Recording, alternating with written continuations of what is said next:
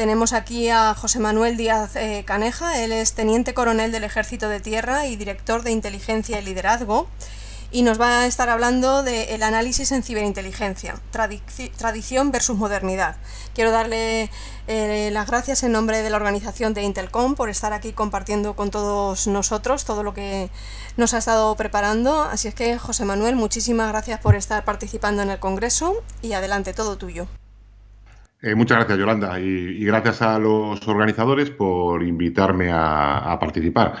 Bueno, el que me ha oído en alguna charla ya sabe que siempre empiezo de la misma manera. Como ha dicho Yolanda, soy teniente coronel del Ejército de Tierra, estoy en activo y bueno, todo lo que diga en esta charla son opiniones particulares mías. Es decir, aquí no estoy en representación de la institución a la que pertenezco. Este septiembre haré 31 años en las Fuerzas Armadas, soy del Arma de Infantería y bueno, en el ámbito de inteligencia pues más o menos vengo trabajando desde el año 99, en el que recién ascendido a capitán pues fui destinado a una unidad como responsable de inteligencia. Como profesional de la inteligencia en el ámbito militar, pues bueno, he hecho un poco de todo, procedo más del ámbito más operativo y ya en los últimos años, pues más en la parte dedicado más a la parte de análisis, con todo lo que conlleva pues cursos de distinto tipo, de obtención de información, análisis, contra, etcétera, etcétera. Aparte de eso, pues bueno, coincido con muchos de los ponentes en este congreso, que dan clases también, como yo, tutorizan un módulo del máster de ciberinteligencia. Y aparte, pues bueno, coordino un máster de inteligencia y seguridad en la empresa, ambos máster organizados por la Universidad Francisco de Vitoria.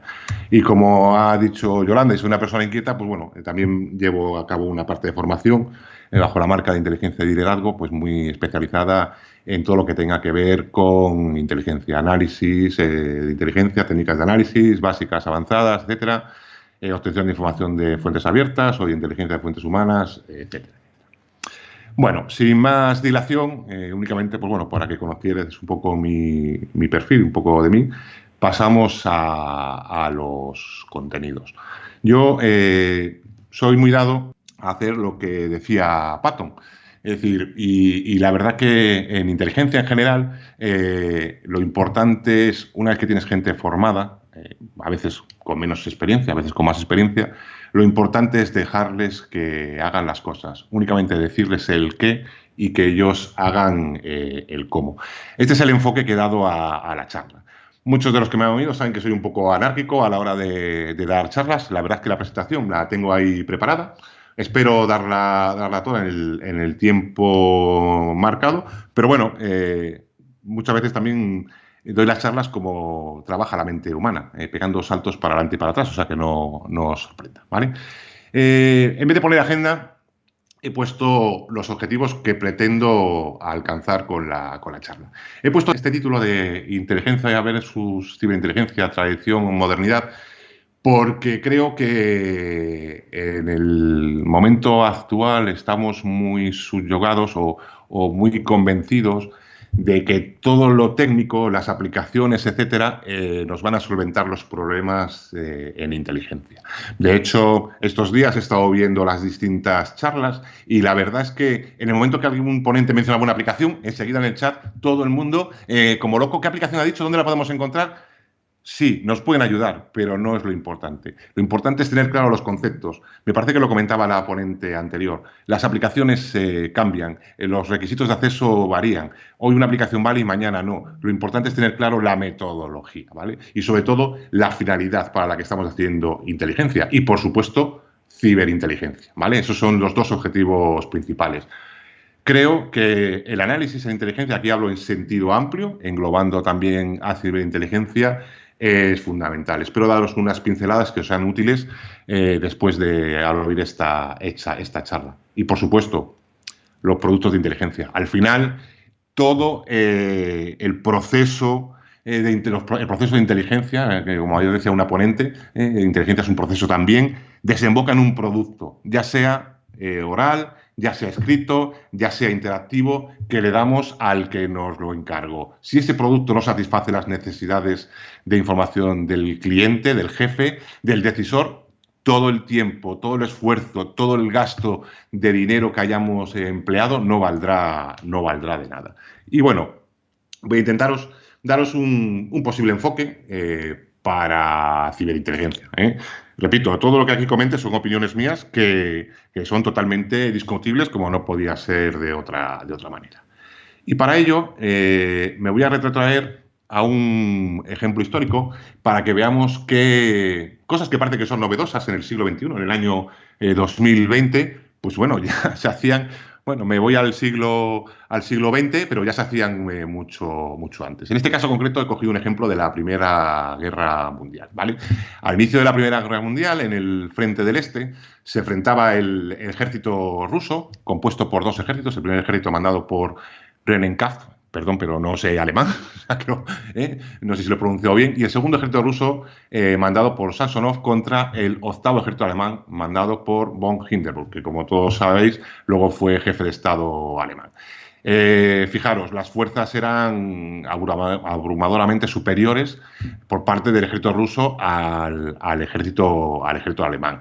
Los rusos contaban con más de 400.000 soldados, mientras que los alemanes solo contaban con 150.000 soldados. Sin embargo, en esa batalla que tuvo lugar entre el 26 y el 30 de agosto de 1914, en la Prusia Oriental, ya dentro de territorio alemán, los rusos fueron derrotados. La clave, pues la clave fue el análisis hecho por una persona, en este caso concreto, el teniente coronel Max Hoffmann, que luego fue el que negoció el pacto con los rusos una vez que los rusos se retiraron de la Primera Guerra Mundial, el cual, basado en su formación y en su experiencia, propuso un plan de operaciones muy arriesgado. Y aquí quiero dejar una primera idea fuerza. Muchas veces, en el ámbito de inteligencia, a la hora de apoyar procesos de toma de decisiones, de planeamiento, hay que proponer soluciones o hipótesis arriesgadas. Bueno, el teniente coronel Max Hoffmann era un experto en el ejército ruso. De hecho, para Alemania, el ejército ruso en esa época era su mayor enemigo. Él había estado destinado en Moscú y hablaba ruso y tenía un gran conocimiento de lo que podía y lo que no podía hacer ese ejército alemán. De hecho, cuando llegan los rusos y los alemanes a la batalla de Tannenberg, los alemanes habían venido derrotados ya anteriormente en otra batalla. O sea que las cosas no pintaban muy bien. ¿Qué ocurría? ¿Cuál era la necesidad que tenía el ejército alemán? Pues identificar las capacidades y las intenciones y motivaciones del ejército ruso. Es decir, qué fuerzas tenían disponibles y cuáles eran sus intenciones. Para las capacidades, pues los alemanes, la verdad, es que estaban muy bien posicionados, porque, bueno, hoy utilizamos el término de SIGINT, de Signal Intelligence, de interceptación de comunicaciones. Ellos eran capaces de descifrar los códigos de comunicaciones rusos, eran muy sencillotes, con lo cual sabían muy bien con cuántas tropas tenían, cuántos cañones de artillería disponían y sabían cuál era su plan de maniobra. Pero eso no era suficiente. Tenían que tener en cuenta, eso les permitía saber en un momento dado cuál era el plan de maniobra, pero tenían que tener en cuenta aspectos de la coordinación. Es decir, esos dos ejércitos rusos, o sea, pensemos a principios del siglo XX, 1914, manejar y controlar y coordinar más de 400.000 personas. No era una tarea fácil. Pues bueno, él quería saber las intenciones y motivaciones a la hora de la colaboración entre los dos generales rusos. Se da la circunstancia de que precisamente el teniente coronel Hoffmann, como experto en Rusia que era, fue destacado en 1905 al frente de Manchuria en la guerra ruso-japonesa, en la cual fue conocedor de las diferencias que había entre los dos generales rusos. Eso le permitió elaborar un plan de batalla basado en la hipótesis de que si el ejército de Samsonov, que era, digamos, el que llevaba el esfuerzo principal por la parte del sur, ¿vale?, se veía en dificultades por las acciones del ejército alemán, el otro general ruso no acudiría en su auxilio. De tal manera que el plan era acabar primero con un ejército ruso y posteriormente acometer al otro. ¿Basado en qué? En esa información procedente de inteligencia de fuentes humanas. El planteamiento suyo, la hipótesis suya de actuación, le dio la razón y efectivamente el plan de operaciones fue un éxito, basado en el conocimiento que tenía por parte de las capacidades de obtención de las fuerzas con las que contaban los rusos y el análisis basado en inteligencia de fuentes humanas de las relaciones entre esos dos generales. Es decir, probablemente si no hubiera tenido esa información disponible procedente de fuentes humanas, el plan de batalla hubiera sido otro. En líneas generales, el teniente coronel Hoffman lo que hizo fue pensar que qué podía ocurrir. Podía ocurrir que ambos generales colaboraran, podía ocurrir que no colaboraran, analizó la situación y basado en eso pensó qué es lo que se puede hacer, qué se va a hacer y cómo se va a hacer, ¿vale? Es decir, esta primera parte de qué puede ocurrir es lo que hacemos en inteligencia y en esta segunda parte, inteligencia apoya al personal de operaciones, al personal de planeamiento. Y aquí da igual que hablemos de una organización militar o hablemos de una empresa. Y lo que sí que quiero resaltarles es la complementariedad que existe y es necesaria entre medios técnicos, obtención de información por medios técnicos y obtención de información de fuentes humanas, pues como es, por ejemplo, este caso, ¿vale? Un ejemplo sacado de la historia. Lo importante, y da igual, como he dicho, que sea el jefe militar, un directivo de una organización, etcétera, es que este necesita satisfacer sus necesidades de información. ¿Sobre qué? Sobre el entorno, dónde va a llevar a cabo sus actividades, sus operaciones, sobre el enemigo, sobre el competidor. Y para ello hace falta análisis. Análisis que proporcione al decisor un producto oportuno, relevante, preciso y a ser posible predictivo. Y orientado sobre todo el para qué. ¿Para qué necesita ese producto? ¿Vale? Claro, no es lo mismo para ganar o derrotar a un adversario en la guerra que para obtener una ventaja competitiva sobre una empresa competidora, ¿de acuerdo? Y aquí vienen las típicas preguntas de quién, cuándo, etcétera, que sirven para tomar esas decisiones. Esa es la finalidad principal de inteligencia. Y para ello hace falta análisis, es decir, no voy a tocarlo. Yo utilizo el ciclo de inteligencia de las 4 fases, que es el que utilizamos en las Fuerzas Armadas Españolas, ¿vale? Con fase de dirección, obtención, elaboración y difusión. Todo el mundo piensa que solamente en la fase de elaboración hay análisis. No, negativo. Prácticamente hay análisis en todas las fases. Muchas veces es más importante el análisis en esa fase de dirección para decidir qué información necesitamos obtener, cómo la vamos a obtener, que en otro momento determinado. Inteligencia lo que pretende es evitar precisamente lo que decía Federico II el Grande. La vergüenza no es ser derrotado, la vergüenza es ser sorprendido. Inteligencia nunca va a hablar de certezas absolutas, siempre va a intentar reducir la incertidumbre.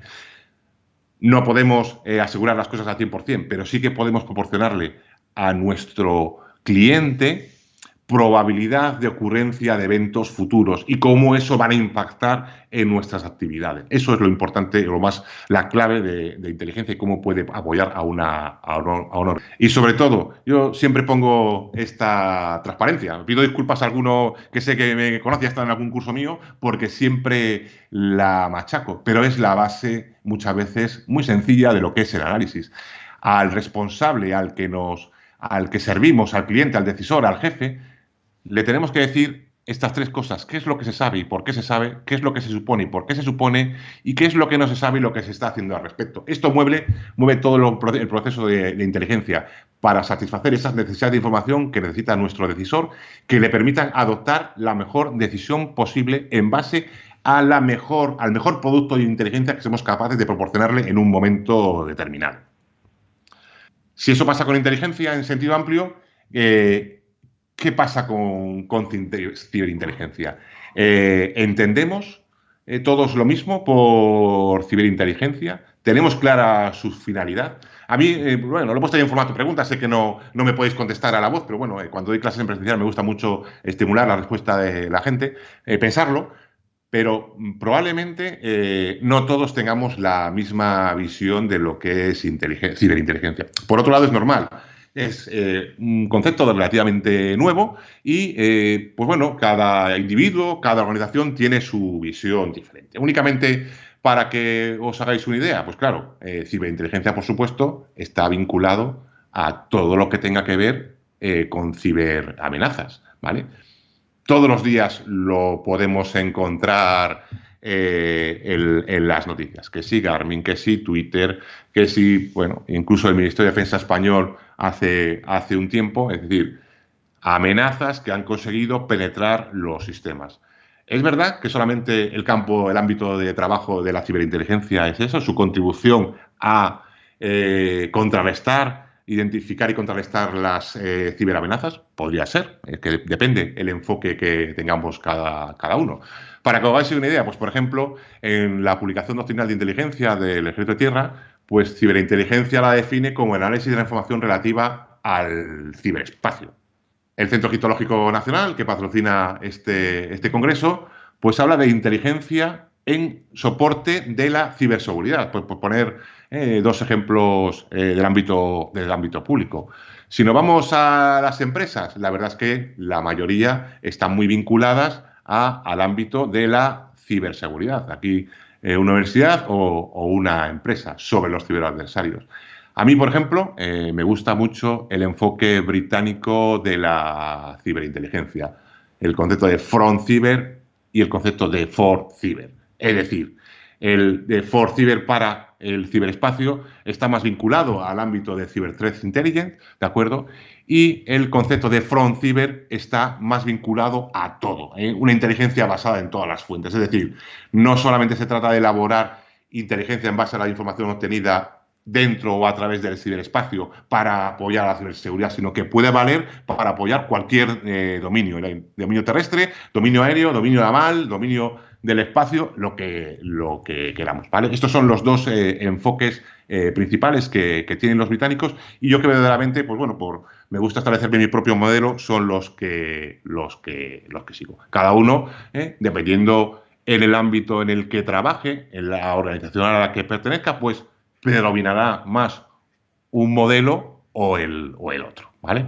Pero lo que no cabe duda es que ciberinteligencia aparece vinculada a otras disciplinas de inteligencia, como pueda ser inteligencia de señales, Open Source Intelligence, UMIN, con su concepto de ciberUMIN, como lo denomina OTAN, o Virtual UMIN, también aparece así de nuevo muchas veces, SOCMIN, Social Media Intelligence, o GEOIN, Geospatial Intelligence. Es decir, hay una relación de distintas disciplinas que, según, repito, nuestra organización, predominarán más unas que otras, pero que no hay que dejar de lado y no hay que olvidar.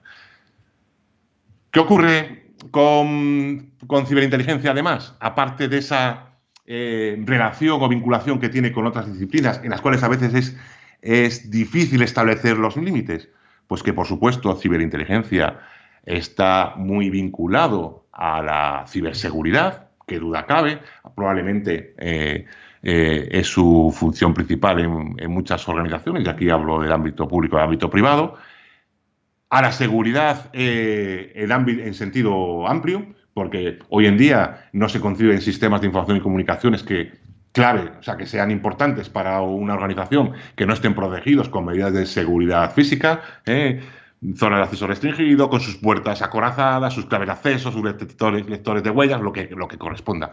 Por supuesto, aparece vinculado a inteligencia en sentido amplio y, para mí, lo más importante, sobre todo, a contrainteligencia. Luego lo explicaré o daré mi visión. Es decir, hay una relación. Y en toda esta vinculación, en estos cruces, lo que quiero decir es que a veces estamos demasiado compartimentados. Pensamos que análisis solo se hace en inteligencia, en ciberinteligencia, por supuesto, que seguridad y contra no se hace. Al contrario, análisis hay que hacerlo en todas partes. De hecho, las técnicas no son específicas del ámbito de inteligencia, de contrainteligencia o el de seguridad o de ciberseguridad. Muchas de ellas valen para utilizarlas con cualquier disciplina. Lo que sé que es importante tener en cuenta es identificar el problema, ¿vale? ¿Cómo estamos nosotros enfocando la contrainteligencia? La ciberinteligencia. ¿La estamos enfocando, elaboramos en producto en base a lo que somos capaces de obtener? Con lo cual, estamos aplicando un enfoque totalmente reactivo, o hacemos una inteligencia dirigida por el análisis. Vamos a un enfoque más proactivo. Eso es muy importante, porque si somos reactivos, es decir, estamos en el muro, estamos defendiendo el muro, al final el atacante lo único que tiene que hacer es sortear nuestra defensa. Nosotros no podemos ser fuertes en todas partes, con lo cual él solo tiene que tener además suerte en un único momento determinado, un día determinado del año, para penetrar nuestras defensas. De ahí que yo sea muy partidario, aunque nunca podemos hablar de blancos y negros, de que en el ámbito de ciberinteligencia o inteligencia en general es necesario una inteligencia dirigida por el análisis. Esto es lo más probable, esta es la hipótesis más probable de lo que ocurra, estas son las más peligrosas o por orden de probabilidad, lo cual nos permite estar mejor preparados para hacer a ese adversario. Problema que yo veo, y repito, a mí me gusta la tecnología, no os equivoquéis. Creo que existe una gran dependencia de la tecnología. Todas las aplicaciones estas saca tú a través de esta aplicación puedes sacar, a través del correo electrónico puedes sacar los datos de la persona, etcétera. En fin, sí, que está muy bien. Pero a veces eso nos lleva a aplicar un enfoque, repito, muy basado en elaborar un producto únicamente en lo que somos capaces de obtener. ¿Cuál es el problema? ¿A qué jugamos? ¿Vale? ¿A qué jugamos? ¿Qué quiero decir? Sé que en el ámbito privado, en la empresa, los costes son fundamentales a la hora de tener una estructura, pero hay que tener claro, lo mismo que en un equipo de fútbol, y pongo aquí una imagen del Real Madrid, soy del Real Madrid, o sea que lo siento por los que sean de otro equipo, pero bueno, si fuera del Barcelona, la pondría al Barcelona. Lo mismo que en un equipo de fútbol, todo el mundo tiene claro en qué posición juega, si en la defensa, en el centro del campo o en la delantera. Lo mismo debería pasar en este ámbito, y hablo en sentido general. Jugamos en seguridad, es decir, y hablo en sentido amplio, seguridad o ciberseguridad, ¿vale? Yo estoy aquí para detectar indicadores de compromiso de que algo está ocurriendo en mis sistemas, o estoy pensando, si trabajo en el ámbito de inteligencia, soy el delantero, estoy pensando en cómo puedo sobrepasar a la defensa contraria. O estoy en contrainteligencia, engancho entre medias de la seguridad y la inteligencia, juego en el centro del campo, de tal manera que apoyo al ataque y cubro los huecos cuando me atacan. Hay que tenerlo claro. Y eso es muy importante. Muchas organizaciones no lo tienen. Sin ir más lejos, si la tecnología lo solventara todo, no tendría por qué haber tantos ciberataques. Y si no me equivoco, las estadísticas dicen que los ciberataques siguen subiendo y que es una de las grandes amenazas. Y lo mismo pasa, una vez que sabemos en qué posición jugamos y cuáles son nuestras responsabilidades, pues hoy podemos salir a jugar más a la defensiva o podemos salir a jugar más a la ofensiva. Lo mismo que hace cualquier equipo de fútbol. Pero es muy importante tenerlo en cuenta. O también, dependiendo de la organización que seamos, pues lógicamente una empresa va a jugar más a la defensiva, a protegerse. Un organismo público, un servicio de inteligencia, va a jugar más a la ofensiva, a penetrar los sistemas del adversario. Esto para mí es fundamental tenerlo en cuenta. El punto de partida, aparte de saber a qué estamos jugando, en qué posición jugamos, es conocer el entorno. Saber el entorno en el que se desenvuelve nuestra organización. Para ello nos podemos ayudar, y aquí en esta parte he hecho un intento, un simulacro, de lo que puede ser un proceso de análisis por pasos aplicando distintas técnicas, nada exhaustivo, es simplemente un pequeño ejemplo para verlo en 2 minutillos, ¿vale? El conocimiento del entorno en el que se desenvuelve nuestra organización es clave. No van a ser los competidores los mismos de una empresa automovilística que una empresa fabricante de champús, etcétera, y dependiendo de la ubicación física en la que nos encontremos. Eso hay que tenerlo claro. Entonces, nos podemos ayudar y apoyar en técnicas muy genéricas y proceden de la inteligencia tradicional, que nos ayudan a comprender cuáles son los factores y los actores clave en el entorno en el cual nuestra organización desarrolla sus operaciones.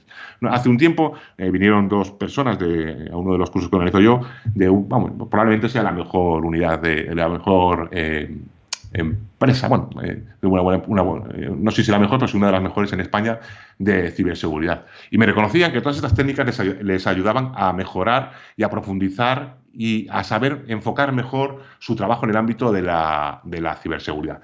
Lleva tiempo hacerlo, pero, por ejemplo, técnicas de exploración de entorno nos permiten eso, identificar esos actores y factores clave que tienen influencia en nuestra organización. Hay que tener en cuenta que inteligencia lo que pretende es apoyar a que la organización alcance sus objetivos, mientras que contra inteligencia y seguridad lo que pretende es proteger a la organización de las amenazas que le puedan impedir alcanzar esos objetivos, ¿vale? Y deben trabajar en común. Es verdad que hay solapes que cada organización lo resuelve de una determinada manera. Lo que es importante es que esas técnicas y esa comprensión de lo que está ocurriendo en el entorno alrededor nuestra nos ayuda a la hora de, como os pongo ahí, obtener la información adecuada, ser capaz de analizarla y hacer predicciones de qué podría ocurrir basado en análisis. No me gusta mucho el término predicción porque parece que es la bola de cristal, pero bueno, elaborar hipótesis de lo que podría ocurrir en el futuro, basado en ese análisis. Cuanto menos conocimiento tengamos, menos información obtengamos, más hipótesis de lo que podría pasar tendremos que elaborar. Eso es fundamental, ¿vale? A partir de ahí, pues nosotros podemos empezar a aplicar técnicas como puede ser un DAFO que todo el mundo conoce sobre nosotros. En este caso concreto lo he aplicado sobre una hipotética unidad de ciberinteligencia, ¿vale? Hay que aplicarlo sobre nosotros, nuestra organización y sus hipotéticos competidores, que puede ser 1, 2 o 27. ¿Para qué? Para identificar esas fortalezas y debilidades nuestras que pertenecen al ámbito interno de la organización y esas oportunidades y amenazas que puedan surgir.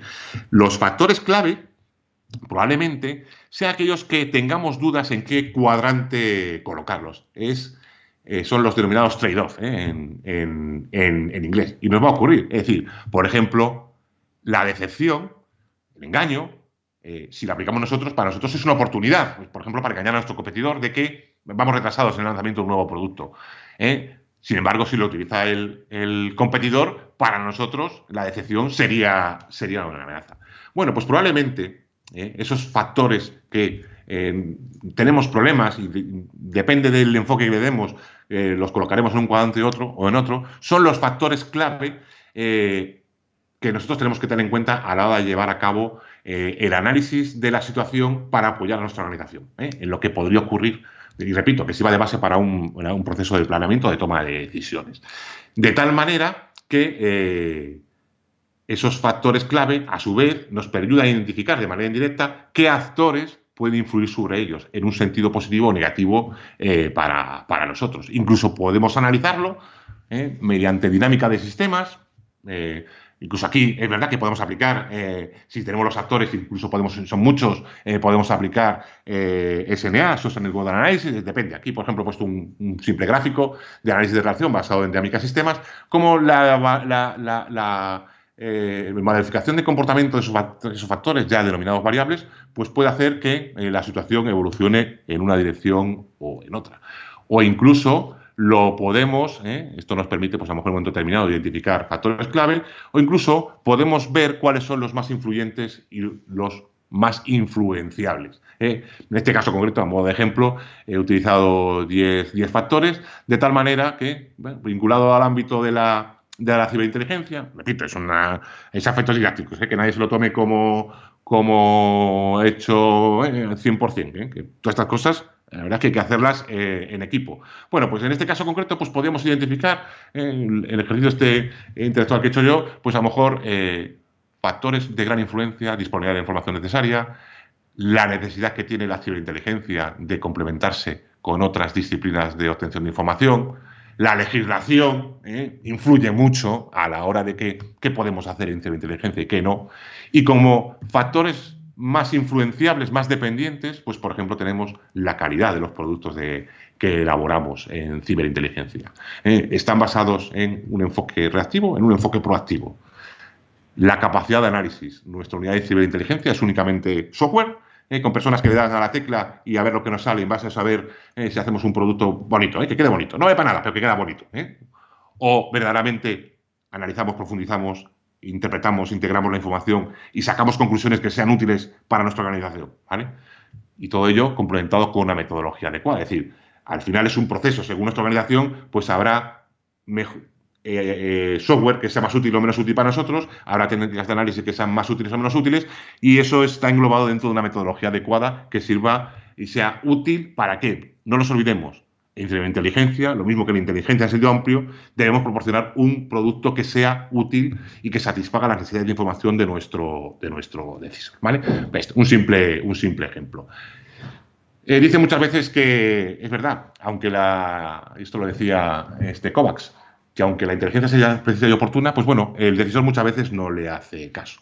Y estos son otros de los aspectos que quería resaltar, ¿vale? Que son importantes, porque muchas veces el problema es la falta de comunicación y los puntos de vista diferentes del decisor y del analista de inteligencia.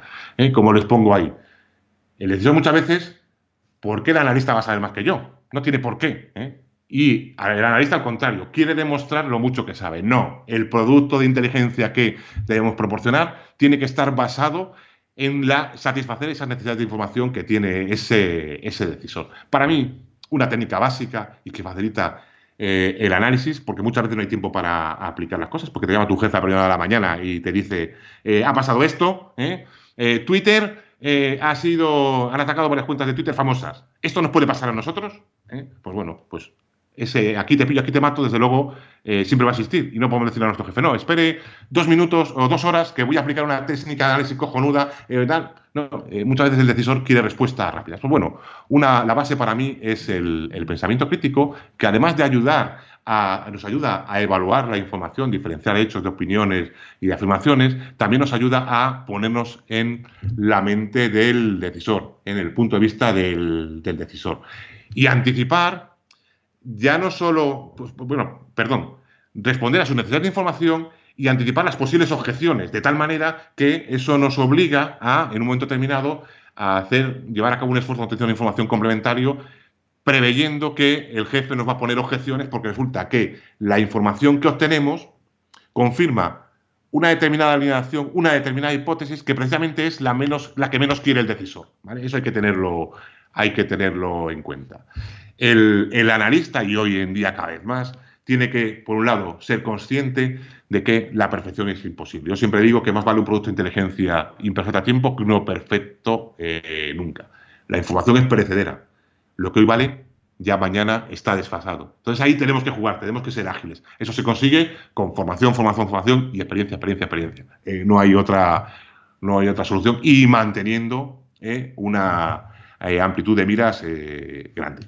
Bueno, aquí con esto de la experiencia, según aquí en Oigas, unos dicen 3 años, otros dicen 7 años, un analista para formarse. Bueno, la verdad es que todo el mundo se va más hacia los 7, 10 años que hacia los 2, 3 años. Ahí varía un poco también de las capacidades de cada individuo, ¿vale? Al final, todos los productos de inteligencia, incluso basados en la mejor tecnología que tengamos disponibles, tienen un cierto grado de incertidumbre. ¿Por qué? Porque es raro que tengamos todos los datos necesarios. Lo más habitual es que las evidencias de las que dispongamos sean incompletas. Nos han lanzado un ciberataque, han entrado en no sé dónde, pero ¿quién lo ha hecho? Va a ser difícil o muy complicado, muy complejo el que podamos asegurar o elaborar un producto 100% fiable, ¿vale? Por eso existe el análisis y existe, pues, para dar esas probabilidades. Aquí, con los analistas, pues está el eterno problema, ¿no? Y que se ha hecho famoso.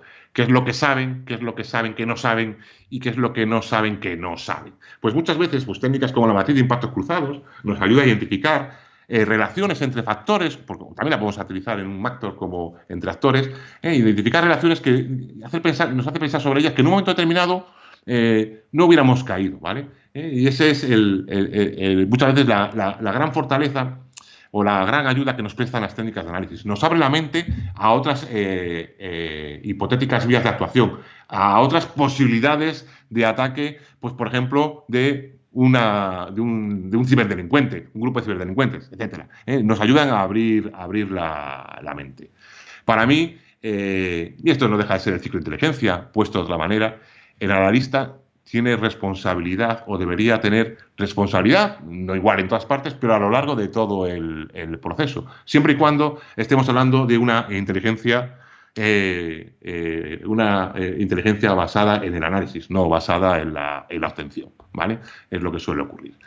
En el análisis de inteligencia hay múltiples factores que influyen, la falta de información que nos obliga a trabajar con supuestos, pero sobre todo la clave es esas necesidades de información de inteligencia que debemos satisfacer.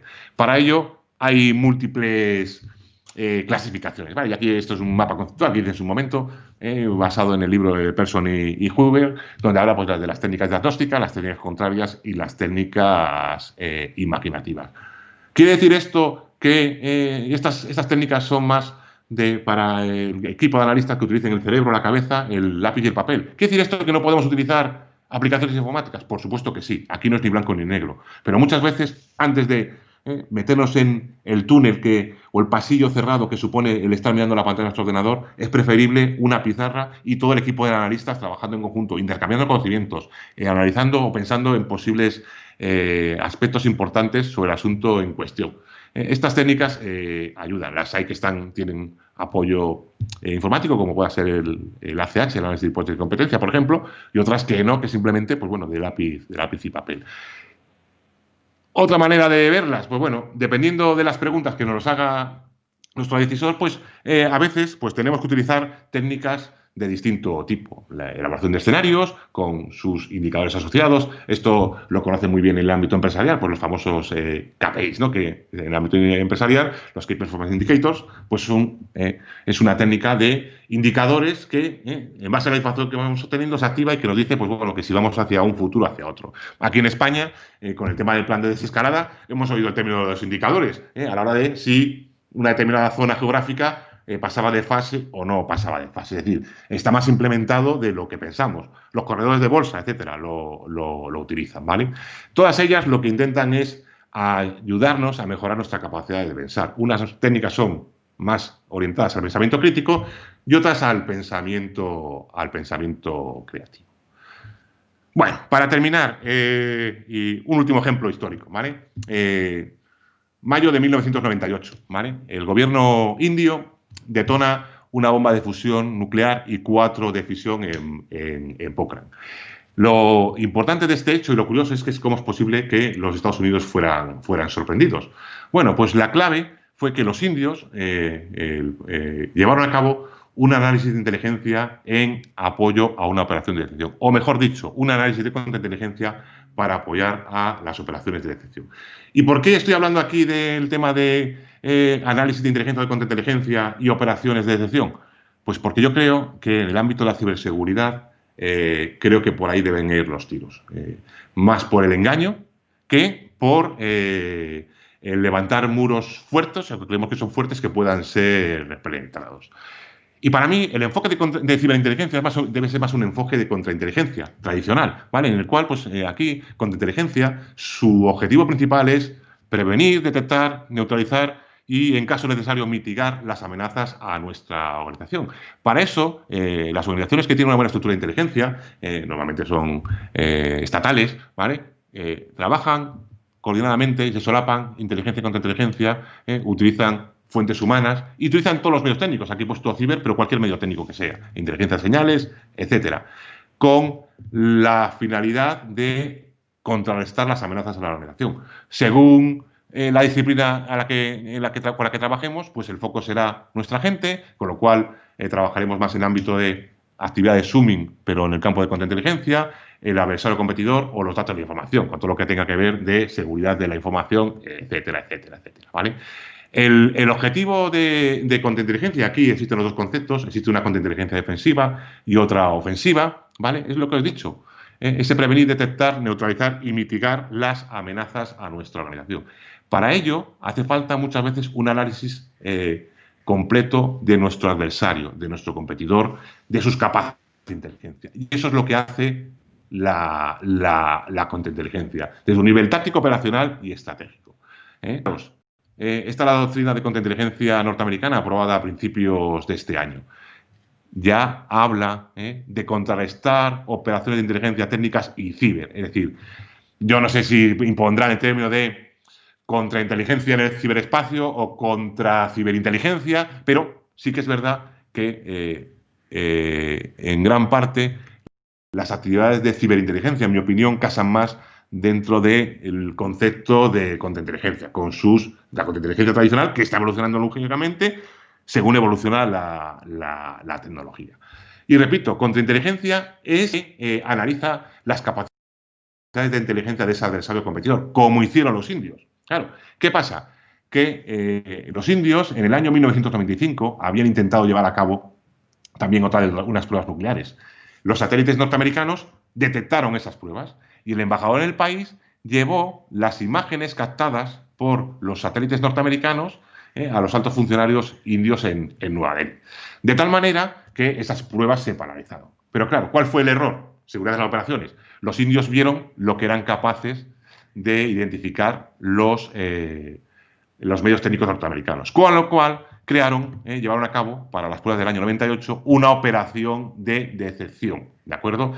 De engaño, de tal manera que lo que pretendieron, y para eso utilizaron, engañaron a los satélites, engañaron a las fuentes humanas, engañaron a los medios de captación de comunicaciones, hacerles de creer que no estaban preparando esas pruebas nucleares. Incluso utilizaron maniobras de diversión, pues simulando, bueno, ciertamente iban a hacer unas pruebas de un misil de corto alcance convencional. Bueno, pues simularon que iba a ser un misil de medio alcance, que sí que tenía interés para los norteamericanos. ¿Para qué? Para que todos sus medios de inteligencia se centraran ahí. Es curioso que el término decepción, que procede del latín deceptio, pues bueno, y en concreto procede de este verbo, el decidere, pues es un término que utilizaban los romanos para la caza, ¿vale? Y que significaba capturar a la presa mediante trampas, para lo cual lo que hacían es que la presa se confiara. Este es el concepto, y la verdad es que me gusta mucho a mí también la historia, el concepto de la decepción, es decir, te hago creer algo que a ti te satisface y cuando estás distraído, ¡fax!, te doy detrás de las orejas. Es cierto, por ejemplo, no puede haber una operación de decepción sin que haya seguridad en las operaciones, el concepto OPSEC. Sí puede haber OPSEC sin decepción, pero no puede haber decepción sin OPSEC. ¿Por qué? Porque tenemos que ocultarle a nuestro adversario aquello que consideramos crítico. Y por eso decía antes que ciberinteligencia debe aplicar este enfoque, ¿vale? ¿Qué es lo que necesitamos proteger? ¿Cuáles son los competidores? ¿Cuáles son los puntos débiles de la organización? Evaluamos el riesgo y aplicamos las contramedidas. Aquí es a lo que contribuye contrainteligencia. Hay que ser conscientes que va a ser imposible protegerlo todo. Con lo cual, los conceptos de contrainteligencia y contrainteligencia en apoyo a OPSEC, pues, por ejemplo, son de total aplicación en ciberinteligencia, nos ayuda a priorizar. Este es el famoso ciclo OPSEC. Y lo mismo, ahí, el ciclo de protección de contrainteligencia tiene que estar continuamente viendo qué es lo que tenemos que ocultar al adversario, incluso asesorando, monitorizando si el adversario, cuáles son sus capacidades, si las mantiene o las mejora, de tal manera que lo que creíamos que no era capaz de obtener, ahora sí es capaz de obtenerlo. Eso nos permite en un momento determinado adoptar operaciones de decepción y de engaño más eficientes y exitosas para hacer frente al adversario. Repito, el muro, la puerta blindada, es útil hasta cierto punto, pero siempre puede ser o bordeado, saltado o perforado, con lo cual hay que buscar enfoques más imaginativos. Todo esto, y aquí voy acabando ya que me voy a pasar del tiempo, está basado en el análisis. Hay que darle a la cabeza. Pues bueno, para que veáis, por ejemplo, un ejemplo de indicadores, tendréis ahí la presentación en la página web, pues tenéis, ponga como ejemplo el proceso de elaboración de indicadores, en este caso, por ejemplo, vinculados al terrorismo o a la amenaza interna, que es verdaderamente el insider, que es una de las grandes amenazas que hoy en día sufren las organizaciones. En líneas generales, lo que propongo, una ciberinteligencia apoyada en técnicas de análisis tradicionales, por supuesto, tiene gran importancia en ciberinteligencia toda la obtención técnica basada en software, etcétera, etcétera, pero que sea proactiva, que piense más allá, que piense en posibles hipótesis de actuación de nuestro adversario, más en un enfoque, basado en un enfoque de contrainteligencia empresarial, que hay muchas cosas que se pueden hacer y que están con pocos medios al alcance prácticamente de empresas medianas y grandes. Es verdad que esto para empresas pequeñas no. Le va la BMW, que aplica un informe de contrainteligencia en su ciberseguridad, ¿por qué no les puede valer a los demás? Es más, todo esto también está basado en el engaño, pues como hacen los fabricantes de coches cuando disimulan la carrocería de sus nuevos modelos para que no sean copiados por la competencia. Lo importante, y ya termino, tenemos en inteligencia, ciberinteligencia, inteligencia en sentido amplio, la clave es la satisfacción de esas necesidades de nuestro cliente, nuestro consumidor, lo que nos permitirá aplicar la metodología más adecuada para elaborar un producto que sea útil. Y repito, y tiene que ser oportuno, y tiene que ser relevante, y tiene que estar vinculado a las actividades, a las operaciones de la organización a la que apoyamos. Como he dicho antes, cuanta menos información tengamos disponible, más análisis tendremos que hacer. El que nuestros sistemas no detecten que estamos siendo objeto de un ciberataque no quiere decir que nos esté produciendo, por lo cual tenemos que pensar en hipótesis alternativas. ¿Por qué los ciberataques tienen éxito? Porque los malos piensan mucho, ¿eh? Y si tienen claro cuál es su objetivo, pues nosotros lo mismo. Y os dejo ahí las reglas de vida de un científico, que, bueno, la verdad es que prácticamente son las reglas de vida de un analista de inteligencia, ¿eh? La voy a leer textualmente porque la verdad es que me gustan. Mira el fracaso como un inicio, no como un final. Nunca pares de aprender. Yo llevo 20 y tantos años en el campo de inteligencia y muchas veces me sigo considerando, bueno, muchas veces no, todos los días estoy aprendiendo y todos los días pienso lo que me queda por aprender. No asumir nada, cuestionarse todo y preguntar todo. Enseñar a otros lo que sabes. Por eso estamos aquí en este congreso. Analizar objetivamente, no dejarse llevar por sesgos y prejuicios. Humildad. Hay que ser humilde. La humildad es muchas veces lo que nos va a salvar. Aquí en este ámbito de trabajo los egos no valen para nada. Respetar la crítica constructiva. Bueno, es verdad que yo ya no hace mucho que no hay críticas constructivas, pero bueno, dejémoslo que hay que respetar la crítica, siempre y cuando esté bien argumentada. Hay que tomar la iniciativa, hay que ser proactivo, no hay que quedarse esperando a verlas venir.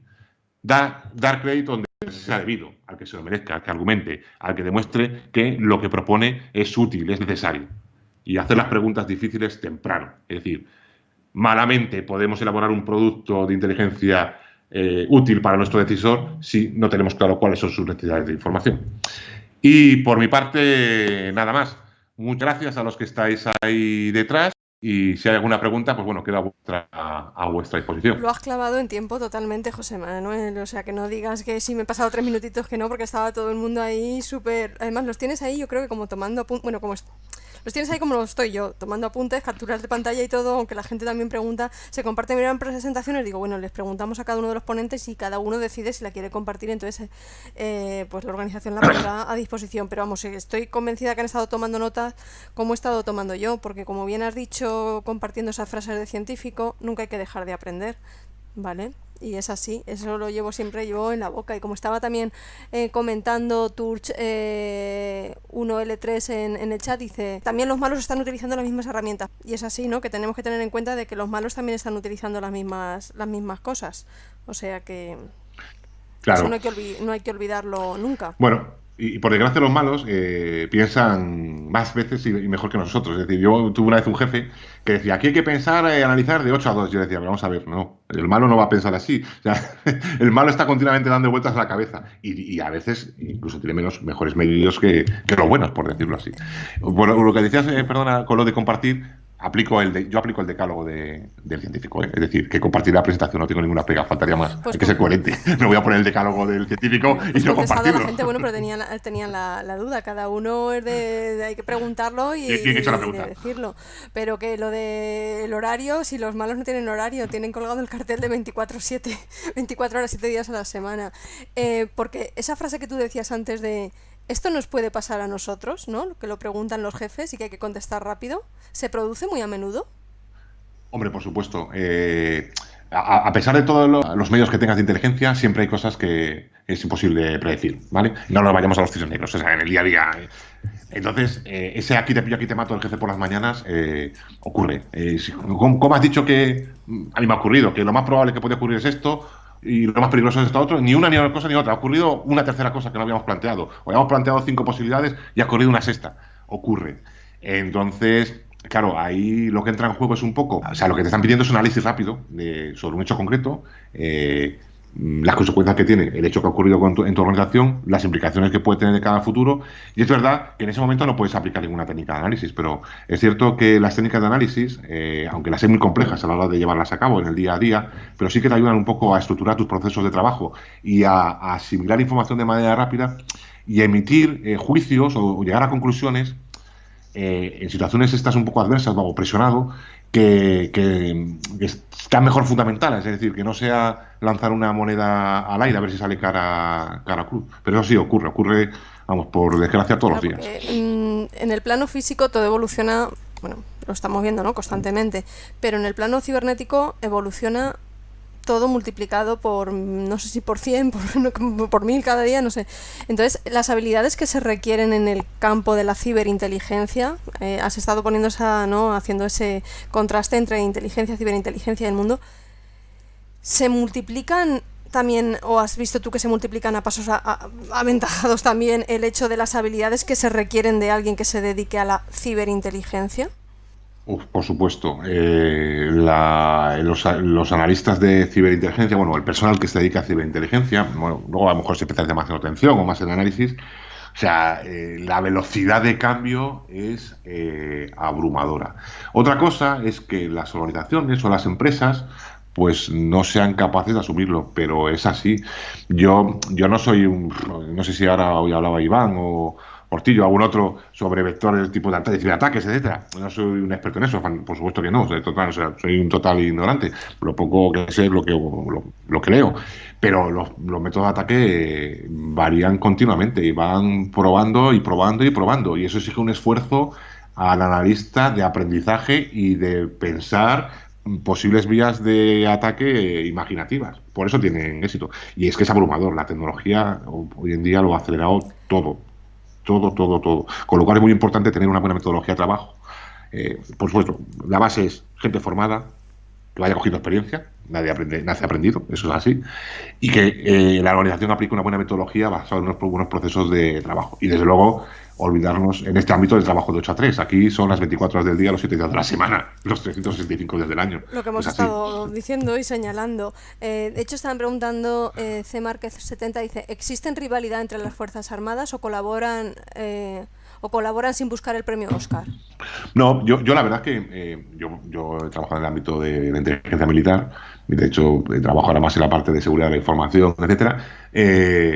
Entre Fuerzas Armadas no hay problema, colaboramos muy bien y se colabora muy bien con fuerzas y cuerpos de seguridad del Estado, Policía Nacional, Guardia Civil, y se colabora muy bien, como no puede ser de otra manera, con el Centro Nacional de Inteligencia. Cada uno tiene que saber dónde está. Al final el objetivo es el mismo, el de todos. Yo a nivel político no entro ahí.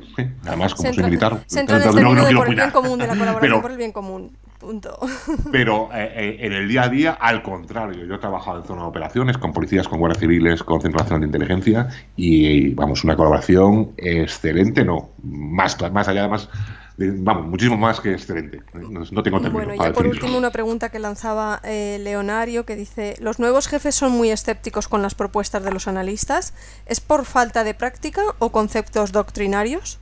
Mira, esa pregunta hace poco estaba comiendo con unos conocidos, amigos, que también trabajan en el campo este de la inteligencia, pero ellos en el ámbito privado, ¿no? En la empresa privada. Y uno comentaba que un alto directivo de una gran multinacional española, del IBEX 35, decía que prefería no tener inteligencia en su organización porque así no le hacía dudar a la hora de tomar decisiones. Es decir, prefería estrellarse sobre el muro a que alguien le avisara, oye, que si haces esto te puedes estrellar o podría ocurrir esto otro.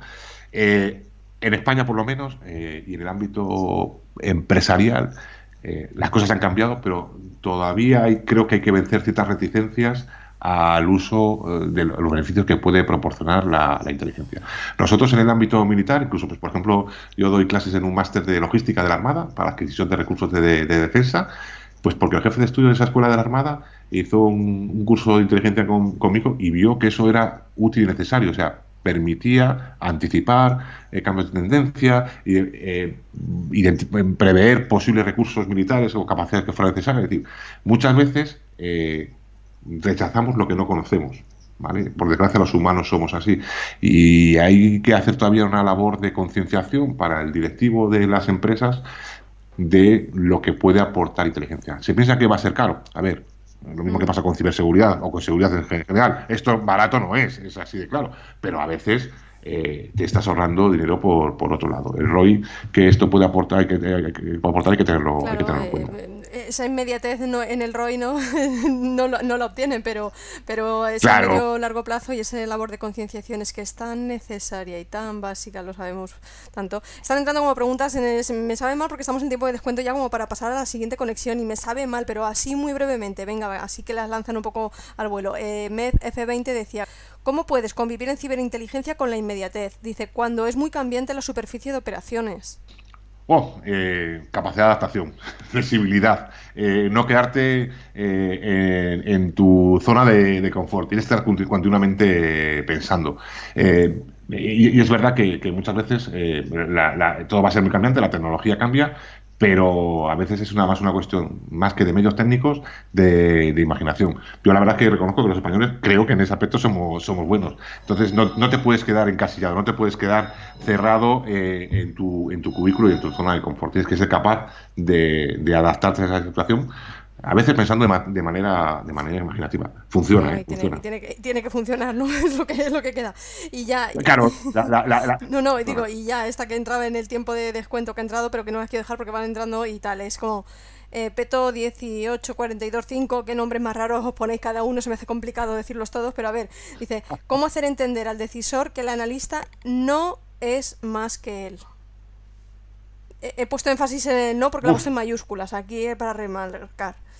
a ver, aquí luego entra mucho en juego las personalidades, los egos, ¿vale?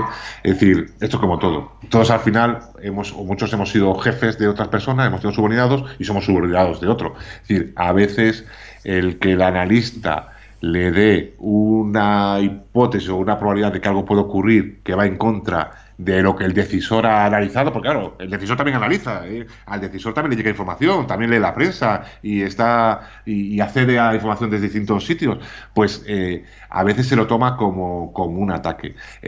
Aquí está muy claro. El personal de inteligencia propone y el decisor decide. Y si cada uno está en su papel, pues bueno, o sea, podemos tener como analista de inteligencia creer que nuestra hipótesis está acertada, pero al final al decisor le pagan por decidir y puede rechazarla.